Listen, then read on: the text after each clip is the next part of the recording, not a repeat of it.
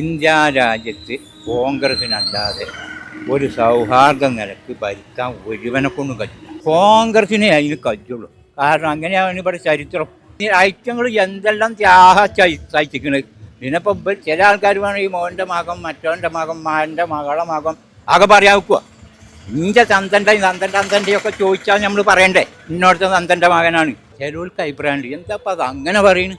അങ്ങനെ തന്നെയാണ് പറയാം, പാരമ്പര്യം തന്നെയാണ് പറയേണ്ടതും. അല്ലാതെ ഒരു ചങ്ങായിൻ്റെ അവിടെ അവർ വയസ്സായ ഒരാൾക്ക് നിങ്ങൾ ആ ചായപ്പൊടിൻ്റെ മുന്നിൽ ഇങ്ങനെ നിന്നുങ്ങാണ്ട് പറയുന്നുണ്ട്, പിന്നെ ഇന്നോൻ്റെ മകൻ അയാളോട് ചോദിച്ചാൽ അയാളോട് ഇപ്പം നമ്മൾ ചോദിച്ചാൽ വേണ്ടി കൂടി നിങ്ങളെ പിന്നെ പാരമ്പര്യം ആരെങ്കിലും ചോദിച്ചാൽ എന്താ നിങ്ങൾ പറയേണ്ടി.